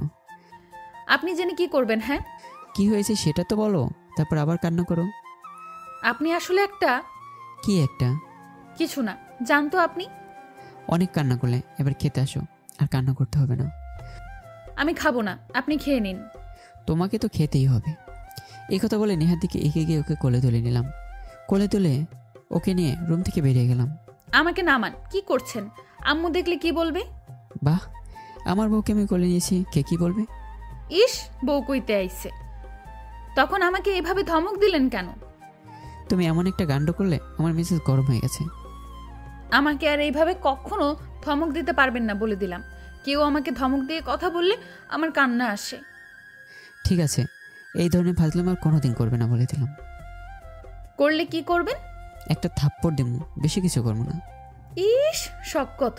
এবার আমাকে নামিয়ে দিন, আমি হেঁটেই যেতে পারবো। তারপর নেহাকে কোল থেকে নামিয়ে দিলাম। এবার দুজনে একসাথে খাবার খেতে চলে গেলাম। খাওয়া দাওয়া শেষ করে এসে নিজের রুমে শুয়ে পড়লাম। একটু পরে নেহা রুমে আসলো। সাইড দিন আমাকে। দিলাম তো, যাও। এবার নেহা শুয়ে আছে আমার পাশে। নেহার দিকে তাকিয়ে দেখি নেহা ঘুমিয়ে গেছে। কি মেয়ে, এত তাড়াতাড়ি কিভাবে ঘুমিয়ে যায়? নেহার দিকে তাকিয়ে আমি চোখ সরাতে পারি না। নেহার ঘুমন্ত মুখের দিকে তাকাতেই আমার দু চোখ আটকে যায় ওর মায়াবী মুখের দিকে। কিভাবে ঘুমিয়ে আছে? ইচ্ছে করছে কপালে একটা চুমু খাই, কিন্তু সেই সাহস আমার হচ্ছে না। নেহার দিকে তাকিয়ে থাকতে থাকতে ঘুমিয়ে পড়লাম। সকালে চোখ খুলে দেখি নেহা আজকেও আমার বুকের উপরেই ঘুমিয়ে আছে। নেহা চুলের ঘ্রাণ আমার নাকে ভেসে আসছে। ঘ্রাণটা সত্যি অনেক সুন্দর। নেহাকে সরিয়ে দিতে চাইছিলাম, কিন্তু ও আমাকে আরও শক্ত করে জড়িয়ে ধরল। এবার আমার হার্টবিটটা বেড়ে যেতে থাকলো। নেহার প্রতিটি স্পর্শ আমার মনে অজানিক অনুভূতি সৃষ্টি করে। তখন খুব ভালো লাগা কাজ করে আমার ভেতরে। নেহাকে এবার হালকা করে জড়িয়ে ধরে আমি আবার ঘুমিয়ে পড়লাম। ঘুম থেকে উঠে দেখি নেহা আমার পাশে নেই। আমার আগে ঘুম থেকে উঠে গেছে মনে হয়। হঠাৎ চোখ পড়লো ওয়াশরুমের দিকে। তাকিয়ে দেখি নেহা বের হচ্ছে। নেহা চুল মুছতে মুছতে বের হচ্ছে। আমি নেহাকে দেখে চোখ বন্ধ করে নিলাম। হালকা একটু চোখ খুলে আমি অবাক হয়ে গেলাম। নেহা জামা চেঞ্জ করছে। নেহা শুধু একটা তোয়ালে পরে আছে। আমি এটা দেখে আবার চোখ বন্ধ করে ফেললাম। নেহা যদি বুঝতে পারে আমি সব দেখেছি, কি যে হবে। একটু পর চোখ খুলে দেখি নেহা কি করছে। এবার তাকে দেখি নেহা নেই। ওকে দেখতে না পেয়ে আমি বসে বসে আশেপাশে দেখতে থাকলাম, কিন্তু দেখতে পাচ্ছি না কোথাও। শয়তান মেয়েটা আবার আমার পিছনে দাঁড়িয়ে আছে, সেটা আমি খেয়ালই করিনি। কি ব্যাপার, কার খোঁজ করছেন আপনি? নেহার কথা শুনে আমি চমকে উঠলাম। পিছনে তাকিয়ে দেখি নেহা দাঁড়িয়ে আছে। তাহলে নেহা কি বুঝতে পেরে গেছে এবার কি হবে আমার? আমি নিজেকে ঠিক রেখে বললাম, কই না তো, কাউকে না তো। ও আচ্ছা, লুকিয়ে লুকিয়ে তো ভালোই মজা নেন দেখছি। কিসের মজা নিলাম? আহা গো, মনে হয় ভাজা মাছটা উল্টেও খেতে জানে না। আমি ড্রেস চেঞ্জ করার সময় লুকিয়ে লুকিয়ে দেখছেন কেন? কেউ যদি কিছু দেখাতে চায় তাকে আর মিস করা যায়? ইস আইসে, আমি তো মনে করছি আপনি ঘুমিয়ে আছেন, কিন্তু আপনার মনে যে এমন শয়তানি বুদ্ধি তা তো বুঝতে পারি নাই। শয়তান লুচ্চা একটা। কি আমি লজ্জা? না, আপনি ভালো মানুষ। এবার উঠেন, ফ্রেশ হয়ে আসেন। এ কথা বলে নেহা আমার দিকে তাকে একটা হাসি দিল। এই হাসির কারণে আমি বুঝতে পারলাম না। এবার আমি আর কিছু না বলে ফ্রেশ হতে চলে গেলাম। ওয়াশরুমের ভিতরে আয়নার দিকে তাকিয়ে আমি ভেবাচাকা খেয়ে গেলাম। এখন বুঝতে পারলাম নেহার হাসির কারণটা কী ছিল। নেহার ঠোঁটে লিপস্টিক আমার টি শার্টে লেগে আছে। তাড়াতাড়ি করে টি শার্টটা খুলে ফেললাম। ভাগ্যিস অন্য কেউ দেখেনি, না হলে লজ্জায় মাথা কাটা যেত আমার। আমি ফ্রেশ হয়ে খালি গিয়ে বের হয়ে গেলাম। দেখি নেহা বসে আছে। তাড়াতাড়ি করে একটা টি শার্ট নিয়ে পরে নিলাম। নেহা আমার দিকে তাকিয়ে এখনো মুসকে মুসকে হাসছে। আয়নার সামনে গিয়ে ভালো করে দেখলাম আর কোথাও আছে কিনা কে জানে। এত দেখার দরকার নেই, আর কোথাও নেই। কি মেয়ে রে বাবা, লজ্জা শরম কিচ্ছু নেই, মনে মনে বললাম। আমি নেহার দিকে তাকাতেই লজ্জা পেয়ে গেলাম একটু। ওর চোখের দিকে তাকাতেই পারছি না। যেখানে মেয়েরা লজ্জা পাওয়ার কথা সেখানে আমি লজ্জা পাচ্ছি। কি অদ্ভুত ব্যাপারটা, তাই না? আসলে আমার লজ্জাটা একটু বেশি। এবার চুপচাপ নাস্তা করে অফিসে চলে গেলাম। অফিসে গিয়ে নিজের কাজে মন দিলাম। হঠাৎ একটা অচেনা নাম্বার থেকে কল আসলো। নাম্বারটা চিনতে পারছি না, কার নাম্বার হতে পারে? এই সময় কে কল দিতে পারে? অচেনা নাম্বারটা দেখে অপরিচিতই মনে হচ্ছে, তাই দেরি না করে কলটা রিসিভ করলাম। কলের ওপাশ থেকে একটা মেয়ের কণ্ঠ ভেসে আসলো। কে আপনি? আমাকে চিনতে পারবে না। কেমন আছেন আপনি? জি আলহামদুলিল্লাহ, আমি ভালো আছি। আপনি কে? পরিচিতি না হলে ফোন রাখুন। কেন, অচেনা মানুষের সাথে কি কথা বলা যায় না? সরি, আমি অচেনা কারোর সাথে কথা বলি না, রাখুন। কেন, জানতে পারি? এত কিছু না জানলেও চলবে। আপনি পরিচয় না দিলে ফোন রেখে দিলাম। পরিচয়টা না হয় পরেই দেই, আগে আমার কিছু কথা আপনাকে শুনতে হবে। ঠিক আছে, বলুন কি কথা? আপনি তো সবুজ, তাই না? হ্যাঁ, কিন্তু আপনি আমাকে কিভাবে চেনেন? চিনতে হয় যে। মানে? কিছু না, বাদ দিন। আসলে সত্যি কথা বলতে কি, আপনাকে আমার খুব ভালো লাগে, কিন্তু কখনো বলতে পারিনি। অনেকবার আপনার সামনে গিয়ে ফিরে এসেছি। মেয়েটার কথা শুনে আমি অবাক হয়ে গেলাম। এসব কি বলছেন আপনি? আমি বিবাহিত, আমার ঘরে বউ আছে, এসব ভাব কথা রাখেন। বউ আছে, সমস্যা নেই, আমি তাতেও রাজি। আর আপনি কে, সত্যি করে বলুন তো? আমি আপনার খুব কাছের মানুষ। কেমন কাছের? খুব কাছের। আপনি তো খুব অদ্ভুত কথা বলেন। আপনার থেকে কম। কি? কিছু না। আচ্ছা, আমাকে আপনার কেমন লাগে? হায় রে, কোন মেয়ের পাল্লায় পড়লাম আমি? যে মেয়েকে আমি চিনি না, কখনো দেখেছি কিনা তাও জানি না, সে আমাকে জিজ্ঞেস করছে তাকে আমার কেমন লাগে। এই যে শোনেন, আমি আপনার মতো আজাইরা না, আমার কাজ আছে। আর আমাকে কল দিবেন না, মনে রাখবেন। আরে এত রেগে না গিয়ে তো একটু ভালোবেসেও কথা বলতে পারেন। এই কথা বলে মেয়েটা খিলখিল করে হেসে দিল। বুঝতে আর বাকি রইল না যেটা নেহা। নেহা, তুমি তাহলে এসব করছো? আজকে বাসায় আসি, তারপর দেখাবো। আপনি তো আমাকে চিনতে পারেন নাই। এইভাবে কথা বলে কি চেনা সম্ভব? আচ্ছা ঠিক আছে, আপনি কাজ করেন আর সময় মতো খাবার খেয়ে নিয়েন, ওকে? আচ্ছা ঠিক আছে। তারপর কল কেটে দিয়ে নিজের কাজে মন দিলাম। কাজ শেষ করে বাসায় চলে গেলাম। রাতের খাবার শেষ করে রুমে এসে বসে বসে ফোন টিপছি। কিছুক্ষণ পর নেহা রুমে আসলো। এইভাবে বসে আছেন কেন মিস্টার? কি করব বলো, বউ তো এখনো রুমে আসেনি। ইস, ঢং দেখলে মনে হয় বাচ্চা ছেলে। তুমি এমন ফাজিল কেন? হ্যাঁ, আমি আবার কি করলাম? কিছুই করনি। তুমি কি কিছু করতে পারো? আপনি কি আমাকে তখন চিনতে পারেন নাই, নাকি ইচ্ছে করেই এমন করছেন? বলবো না। বলেন প্লিজ। আমি জানি আপনি আমাকে চিনতে পারছেন, তাও ইচ্ছে করে না চেনার ভান করছেন। কিন্তু প্রথমে চিনতে পারিনি। তোমার মিষ্টি হাসিটা শুনেই বুঝতে পারছি। আহা, কি মিথ্যা কথা! আমার হাসি বুঝি মিষ্টি? অনেক মিষ্টি। আমার ভালো লাগার আরেকটা জিনিস, সেটা তোমার মিষ্টি হাসি। কথাটা আস্তে করেই বললাম। কি বলছেন বিড়বিড় করে? কিছু না, চলো ঘুমাই। আমি খুব ক্লান্ত, অনেক কাজ করতে হয়েছে। আচ্ছা। আজকে শরীর খুব ক্লান্ত লাগছে, তাই তাড়াতাড়ি ঘুমিয়ে পড়লাম। নেহা আমার সাথে ঘুমিয়ে গেল। মধ্যরাতে কান্নার শব্দ শুনে ঘুম ভেঙে গেল। পাশে তাকে দেখি নেহা মাথায় হাত দিয়ে কান্না করছে। কি হয়েছে তোমার? কান্না করছো কেন তুমি? আমার মাথা খুব ব্যথা করছে। আমাকে ডাকলে না কেন? আমার এমন মাঝে মাঝেই হয়, আবার ঠিক হয়ে যায়, কিন্তু আজকে খুব ব্যথা করছে। এবার নেহা চিৎকার দিয়ে কান্না করতে শুরু করে দিল। নেহার কান্না শুনে আমি যেন পাগল হয়ে যাচ্ছি। নেহা মাথায় হাত বুলিয়ে দিতে থাকলাম, আর মাথা টিপে দিচ্ছি, কিন্তু কোনো কিছুই হচ্ছে না। নেহার মাথা ব্যথা যেন বেড়েই যাচ্ছে। আমি আর পারছি না, খুব ব্যথা করছে। আমি কি করব বুঝতে পারছি না। আমার রুম থেকে দৌড়ে আম্মুর রুমে চলে গেলাম। কিরে, কি হয়েছে? এত রাতে ডাকছিস কেন? আম্মু দেখো, নেহা কেমন যেন করছে, আমার সাথে তাড়াতাড়ি আসো। আম্মুকে সাথে নিয়ে আমার রুমে চলে গেলাম। নেহা এখনো কান্না করছে। কি হয়েছে তোমার নেহা? আমার মাথা। এ কথা বলেই নেহা অচেতন হয়ে গেল, আর কোনো কথাই বলছে না। নেহা, হে নেহা, কি হয়েছে তোমার? কথা বলো প্লিজ, প্লিজ কথা বলো। আমার চোখ দিয়ে পানি বের হয়ে গেল নেহার এমন অবস্থা দেখে। সবুজ, তাড়াতাড়ি অ্যাম্বুলেন্সকে ফোন কর। আমি হাসপাতালে ফোন দিয়ে অ্যাম্বুলেন্স পাঠাতে বললাম। আম্মু নেহার পাশে বসে আছে। নেহার জ্ঞান ফিরছে না কোনোভাবেই। নেহা হঠাৎ করে আবার চিৎকার দিয়ে উঠল। আমি তাড়াতাড়ি করে নেহার পাশে চলে গেলাম। নেহা, কিচ্ছু হবে না তোমার, আর একটু অপেক্ষা করো, অ্যাম্বুলেন্স আসছে। আমি আর পারছি না, আমি মনে হয় মরে যাব। আমার মাথার যন্ত্রণা বেড়েই যাচ্ছে। তোমার কিচ্ছু হবে না, এসব বলো না। আম্মু নেহাকে শান্ত রাখার চেষ্টা করছে। কিছুক্ষণ পর অ্যাম্বুলেন্সের শব্দ শুনে আমি নেহাকে কোলে তুলে তাড়াহুড়ো করে যেতে গিয়ে সিঁড়ি থেকে পা স্লিপ করে পড়ে গেলাম। নেহা তখন আমার কোলেই ছিল।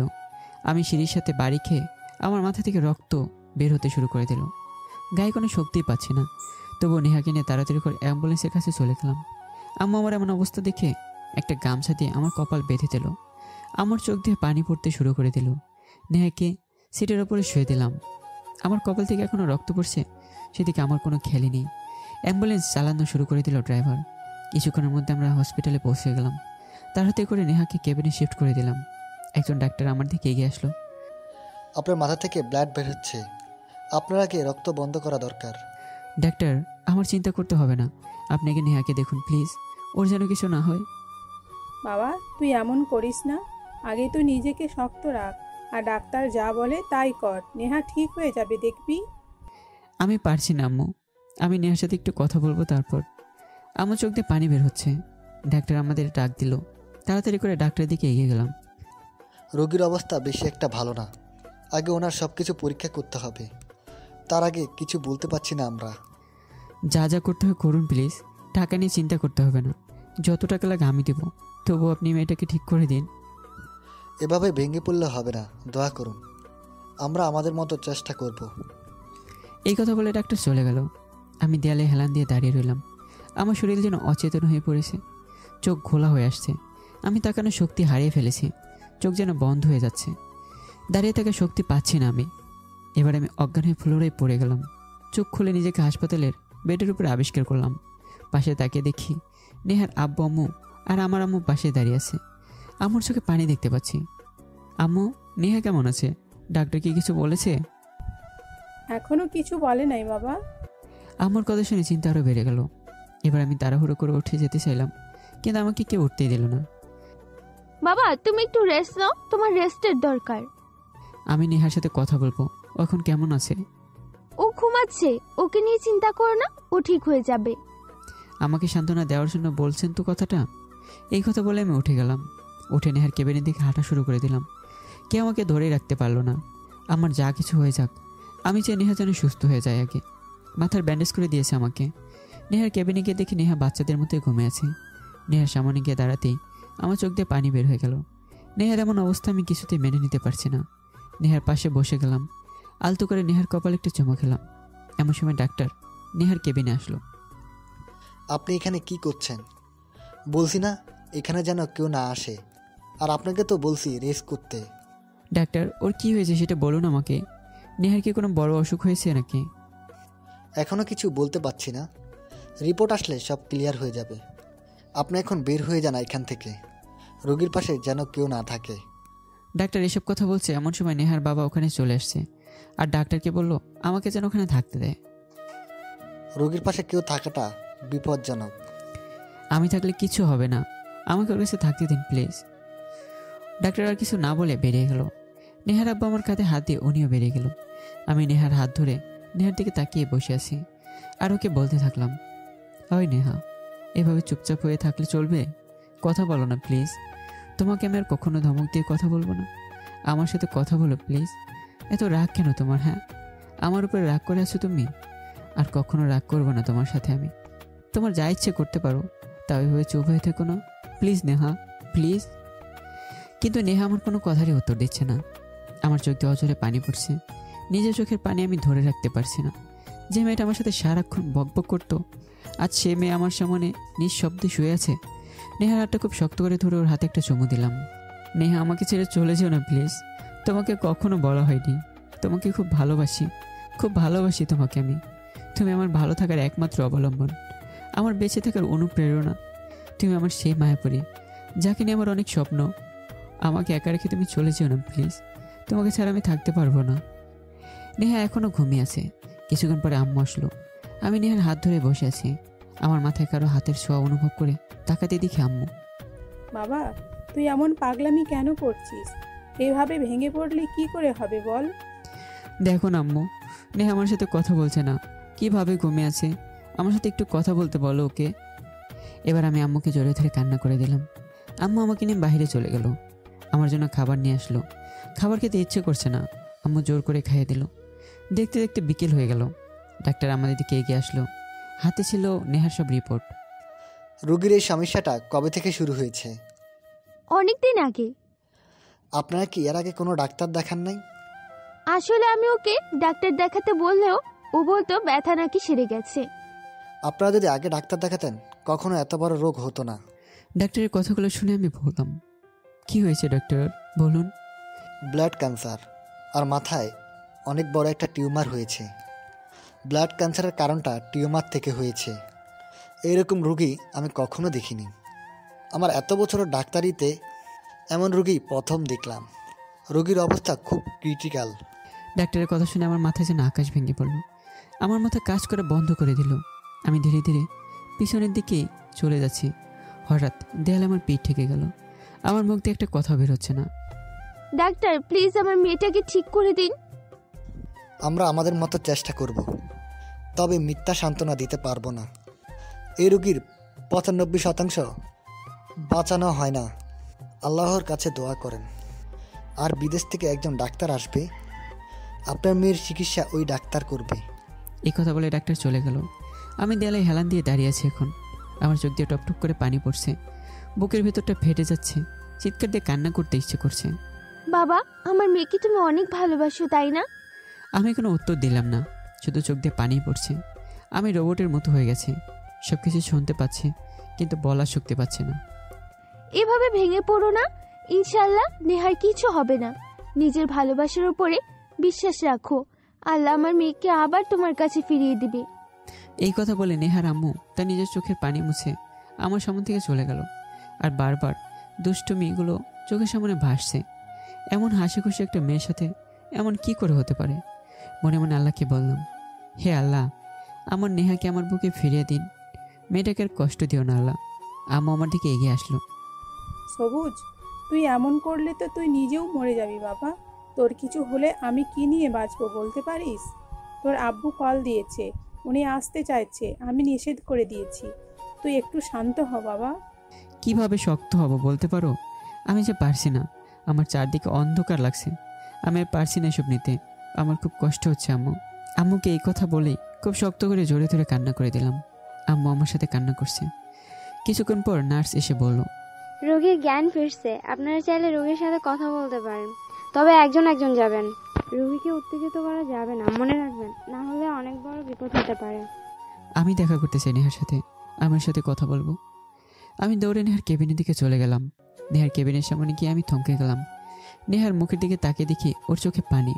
আমি ধীর পায়ে নেহার দিকে এগিয়ে গেলাম। নেহা আমার দিকে করুণ দৃষ্টিতে তাকিয়ে আছে। যতই নেহার দিকে এগিয়ে যাচ্ছে, ততই বুকের ভিতর চিনচিন ব্যথা অনুভব করতে পারছি। এবার নেহার কাছে চলে গেলাম। কেমন আছো তুমি? ভালো। আপনার মাথায় কি হয়েছে? ব্যান্ডেজ করা কেন? তেমন কিছু না। এখন কেমন লাগছে তোমার? ভালো। আপনি কান্না করছেন তাই না? কই না তো, আমি কান্না করব কেন? আপনার চোখ দেখেই বুঝতে পারছি।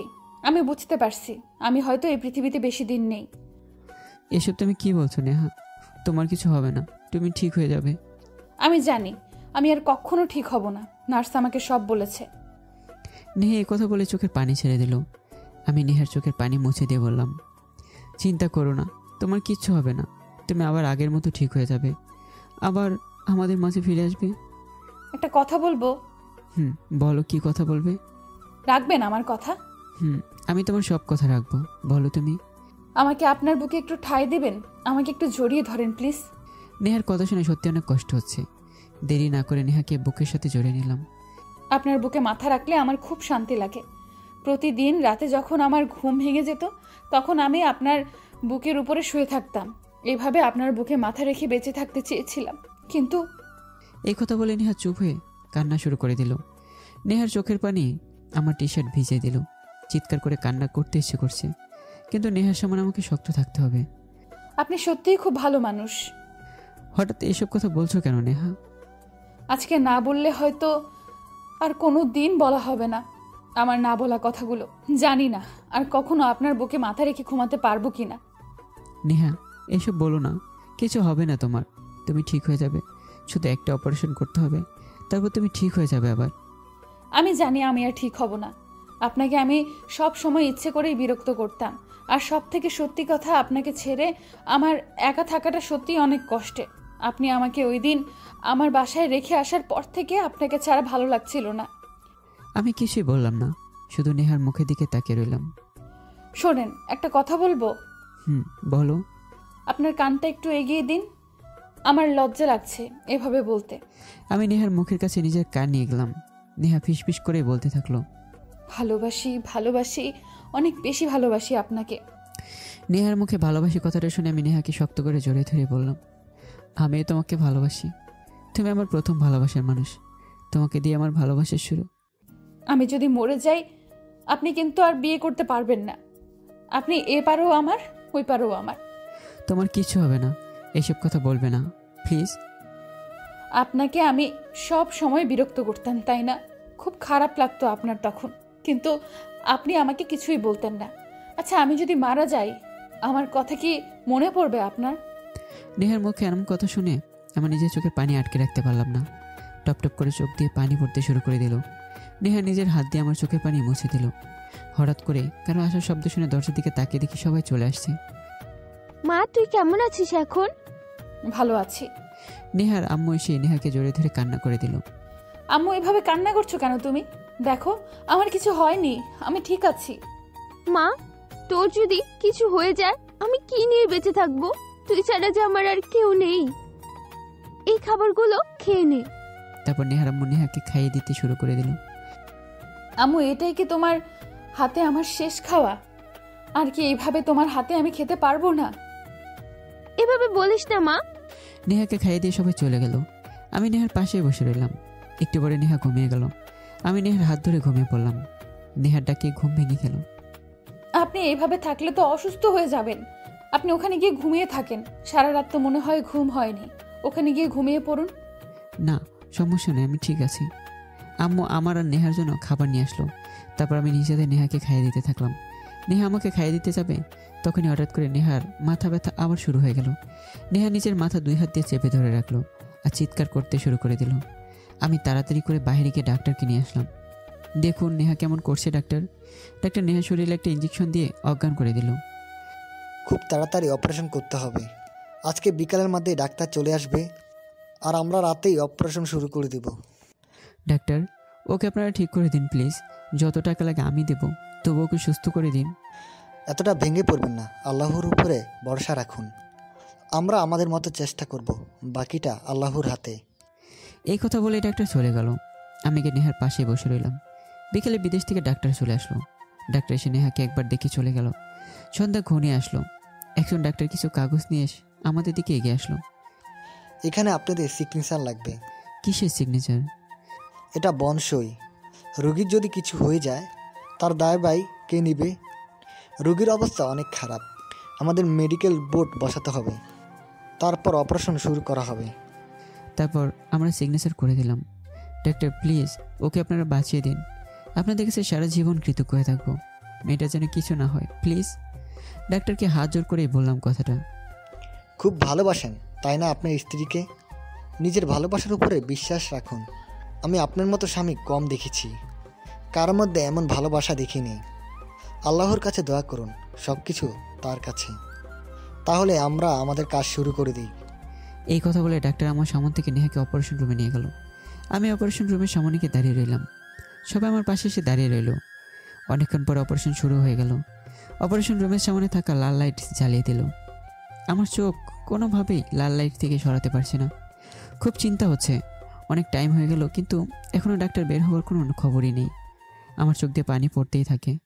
দেয়ালে পিঠ লাগিয়ে সে লাইটের দিকে তাকিয়ে আছি। নেহার বলা কথাগুলো কানে বেজেই যাচ্ছে। ভালোবাসি ভালোবাসি কথাটা। মনে হচ্ছে নেহা এখনও আমার কানে কথাটা বলছে। আমি নিজেকে আর সামলাতে পারছি না। নিজেকে খুব অসহায় মনে হচ্ছে। কখন ডাক্তার বেরিয়ে আসবে? একটু পরে আম্মা আমার দিকে এগিয়ে আসলো। সবুজ দেখ, তুই একটু শান্ত হ। এভাবে ভেঙে পড়লে হবে নাকি? আমি নিজেকে সামলে রাখতে পারছি না। কি করব আমি বলো? অনেকক্ষণ হয়ে গেল আমার নেহা কেমন আছে কোনো কিছু জানতে পারছি না। আমি ভেতরে যাব। এই কথা বলে আমি সামনের দিকে পা বাড়াতেই আম্মু আমাকে থামিয়ে দিল। সবুজ, তুই এসব কি করছিস? পাগল হলি নাকি? এমন পাগলামি কেন করিস তুই? অপারেশন চলছে, ডাক্তার কি তোকে ভেতরে অ্যালাউ করবে নাকি? এখানে দাঁড়িয়ে থাক, অপেক্ষা কর। আমি আর অপেক্ষা করতে পারছি না। আমার নেহা কী অবস্থায় আছে আমি জানি না। আমি তো ভেতরে যাবই, তুমি আমাকে ছেড়ে দাও। বাবা, এমন করিস না, আর একটু অপেক্ষা কর। একটু পরে লাল আলো বন্ধ হয়ে গেল আর ডাক্তার বের হয়ে আসলো। আমি তাড়াতাড়ি দরজার সামনে গিয়ে দাঁড়ালাম। তারপর ডাক্তার বের হয়ে আসলো। ডাক্তার, নেহা ঠিক আছে তো? বলেন প্লিজ, চুপ করে থাকবেন না। আমার নেহা ঠিক হয়ে যাবে তো? আমি তোমার মতো মানুষ কম দেখেছি। তুমি সত্যি নেহাকে অনেক ভালোবাসো। আর হয়তো তোমার ভালোবাসার জোরে নেহা বেঁচে গেছে। সে এখন অনেকটাই সুস্থ আছে। তাকে কয়েকদিন রেস্টে রাখতে হবে। আর হ্যাঁ, 2-1 দিন পরে বাসায় নিয়ে যেতে পারবেন। নেহা এখন অনেকটাই বিপদমুক্ত। ডাক্তারের কথা শুনে আমি একটা বড় নিঃশ্বাস ফেলে ডাক্তারকে জড়িয়ে ধরলাম। ধন্যবাদ ডাক্তার আপনাকে। আপনার কথা আমি কোনোদিনও ভুলবো না। আপনার জন্য আমি আমার নেহাকে আমার কাছে আবার ফিরে পেলাম। অনেক ধন্যবাদ। আমাকে ধন্যবাদ দেওয়ার কিছু নাই, আল্লাহকে ধন্যবাদ দাও। আর হ্যাঁ, তোমার ভালোবাসার শক্তি, আল্লাহর রহমতে নেহা সুস্থ হয়েছে। আলহামদুলিল্লাহ, আল্লাহর কাছে লাখো কোটি শুকরিয়া। নেহাকে কখন দেখতে পারবো? এখন দেখা করতে পারবেন না। তাকে কেবিনে শিফট করার পরে দেখা করতে পারবেন। তাকে ঘুমের ওষুধ দিয়ে ঘুম পাড়িয়ে রাখা হয়েছে। এই কথা বলে একটা চলে গেলেন। বুকের ওপর থেকে মনে হচ্ছে একটা বিশাল বড় পাথর সরে গেছে। এবার সবাই আমার দিকে এগিয়ে আসলো। সবার মুখ থেকে হতাশার ছাপ কেটে গিয়ে একটা হাসি মুখে আমার সামনে এসে দাঁড়ালো। বলেছিলাম না বৌমা ঠিক হয়ে যাবে? তুই শুধু শুধু চিন্তা করলি তো। আম্মু এই কথা বলে শেষ করার আগেই আমি আম্মুকে জড়িয়ে ধরে কান্না করে দিলাম। এই বকা ছেলে, এখন আবার কিসের কান্না? হ্যাঁ, এবার চোখের পানি মুছে নে তো দেখি। আমি আম্মুকে ছেড়ে দিয়ে নিজের চোখের পানি মুছে নিলাম। নেহার আম্মু আমার কাঁধের উপর হাত রেখে বলল, বাবা, আমার মেয়েটা সত্যি অনেক ভাগ্যবান যে তোমার মতো একটা বর পেল। আমার এই মেয়েকে নিয়ে আমি অনেক দুশ্চিন্তায় ছিলাম। এখন মরে গেলেও শান্তিতে মরতে পারবো। এসব কি বলছেন মা? তেমন কিছু না, বাদ দাও। আজকে আমার আনন্দের দিন, তাই এইসব না বলাই ভালো। অনেকক্ষণ পরে নেহাকে কেবিনে শিফট করা হলো। সবাই নেহাকে দেখতে গেল। আমি দরজার পাশে দাঁড়িয়ে রইলাম। কিছুক্ষণ পরে সবাই বেরিয়ে আসলো আর আমাকে ভিতরে যেতে বলল। আমি ভিতরে ঢুকে দেখি নেহা আমার দিকে তাকিয়ে আছে। কে নেহার পাশে বসলাম। কেমন আছো তুমি? আলহামদুলিল্লাহ ভালো আছি। আপনি কেমন আছেন? এতক্ষণ ভালো ছিলাম না, এখন অনেক ভালো আছি। তা এত ভালো কেন? তোমাকে এত কিছু জানতে হবে না। এবার আমি নেহার হাত ধরে ওর হাতে একটা চুমু খেলাম। সবাই তো বাসায় চলে গেল, আপনি যাবেন না? আমি গেলে তোমাকে কে দেখবে? তোমার খেয়াল রাখার জন্য তো আমাকে থাকতে হবে, তাই না? আপনি খাওয়া দাওয়া করবেন না? আর আপনার তো রেস্টের দরকার, আপনি বাসায় চলে যেতে পারেন। আম্মু আমাদের দুজনের জন্য খাবার নিয়ে আসবে, চিন্তা করো না। আর রেস্ট তো আমি করে আসছি, আমার আর রেস্ট করার দরকার নেই। আপনার ওপরে অনেক কিছু গেছে তাই না? অনেক কষ্ট হচ্ছিল আপনার। নেহা সব বলছে আর তোর চোখ দিয়ে পানি বেরোচ্ছে। আমি নেহার চোখের পানিগুলো মুছে দিলাম আর বলতে থাকলাম, এটা কোনো কষ্ট না। আমি তোমাকে ফিরে পেলাম, সেটাই অনেক। সব কষ্ট আমি ভুলেই গেছি। তোমাকে আমি আবার আমার কাছে ফিরে পেলাম। আমি যদি মরে যেতাম আমাকে কি ভুলে যেতেন আপনি? একদম চুপ, এসব কথা আর মুখে আনবে না। তোমার যদি সত্যি কিছু হয়ে যেত আমি মরে যেতাম। খুব ভালোবাসি তোমাকে, তোমাকে ছাড়া আমি থাকতে পারতাম না। এসব কথা বলতে বলতে আমার চোখ দিয়ে পানি ঝরতে শুরু করে দিল। নেহা আমার চোখের পানি মুছে দিল। আমি কিন্তু আপনাকে আবার জ্বালাবো সব সময়। রাগ করতে পারবেন না কিন্তু আমার উপর। কখনোই রাগ করবো না আমার পিচ্ছি বউটা। ইস, আমি কিন্তু মোটেও পিচ্ছি না, আমি অনেক বড় হয়ে গেছি। এর মধ্যে খাবার চলে আসলো। আমি নেহাকে নিজের হাতে খাইয়ে দিতে থাকলাম। আমি খেয়ে নিলাম। খাওয়া দাওয়া শেষ করে নিলাম দুজনেই। নেহা, এবার তুমি রেস্ট নাও। আপনি? আমি তোমার পাশে আছি, আমি তোমার ঘুম পাড়িয়ে দিছি। এবার আমি নেহার কপালে একটা ভালোবাসা পরশ এঁকে দিলাম। তারপর নেহার মাথায় হাত বোলাতে শুরু করে দিলাম। নেহার মাথায় হাত বোলাতে বোলাতে কখন যে আমি নিজে ঘুমিয়ে পড়লাম খেয়াল করতে পারিনি। হঠাৎ করে চোখ খুলে দেখি নেহা আমার দিকে তাকিয়ে আছে। কি হলো, এভাবে তাকিয়ে আছো কেন? ঘুমাওনি তুমি? না, আমাকে ঘুম পাড়াতে গিয়ে তো নিজেই ঘুমিয়ে পড়লেন। বুঝতে পারিনি কখন চোখ লেগে আসছে। আচ্ছা, বাড়ি যাব কবে? ডাক্তার তো বলেছে কয়েকদিনের মধ্যে যেতে পারবে। তুমি সুস্থ হয়ে নাও, তারপর তোমাকে বাসায় নিয়ে যাব। হাসপাতালে আমার ভালো লাগে না, আমি তাড়াতাড়ি বাসায় যেতে চাই। নিয়ে যাব। এবার তুমি একটু ঘুমাও, ঘুমালে তাড়াতাড়ি সুস্থ হয়ে যাবে তুমি। তারপর নেহা কিছুক্ষণের মধ্যে ঘুমিয়ে গেল। আমি নেহার মায়াবী মুখের দিকে তাকিয়ে থাকতে থাকতে ঘুমিয়ে পড়লাম। আসলে কয়েকদিন ধরে ঠিকভাবে ঘুমাতে পারছি না, তাই চোখে ঘুম নেমে আসলো। আমি নেহার পাশেই মাথা রেখে ঘুমিয়ে পড়লাম। আমার মাথায় কারো হাত অনুভব করতে পারলাম। সাথে সাথে আমার ঘুম ভেঙে গেল। আমি ঘুম ঘুম চোখে তাকিয়ে দেখি আম্মু আমার মাথায় হাত রাখলো। বাবা, তুই বাসায় গিয়ে ঘুমা, আমি নেহার পাশে আছি। ঠিক আছে। তারপর আম্মু থেকে বিদায় নিয়ে আমি বাসায় চলে গেলাম। বাসায় গিয়ে ফ্রেশ হয়ে শুয়ে পড়লাম। এক ঘুমে সকাল হয়ে গেল, বুঝতে পারিনি যে সকাল হয়ে যাবে। আম্মুকে বিকেল হাসপাতালে রেখে আসছি নেহার পাশে। আম্মু আর নেহা মনে হয় না খেয়ে বসে আছে। তাড়াতাড়ি ফ্রেশ হয়ে বাইরে গিয়ে তাদের জন্য খাবার কিনে আমি হাসপাতালের দিকে চলে গেলাম। হাসপাতালে পৌঁছে আমি নেহার কেবিনে গিয়ে দেখি নেহা একাই কেবিনে শুয়ে আছে, আম্মু নেই। আমি নেহার কেবিনে ঢুকে গেলাম। নেহা আমার দিকে তাকিয়ে অন্যদিকে মুখ ঘুরিয়ে নিল। বুঝতে আর বাকি রইল না আমার বউটা রাগ করেছে। সরি নেহা, আসলে আমি বুঝতে পারিনি যে এত ঘুম আমার চোখে চলে আসবে। রাগ করো না। নেহা কোনো কথা বললো না, অন্যদিকে তাকিয়ে রইল। এবার আমি নেহাকে আমার দিকে ফিরে পড়লাম। এই দেখো কান ধরলাম, এমন আর হবে না। নেহা আমার দিকে তাকিয়ে মিষ্টি করে একটা হাসি দিল। এবার আমি নেহার কপালে একটু চুমু খেলাম। হঠাৎ আম্মু গলা ছাড়িয়ে দিল। আমার দিকে তাকিয়ে একটু লজ্জায় পেয়ে গেলাম।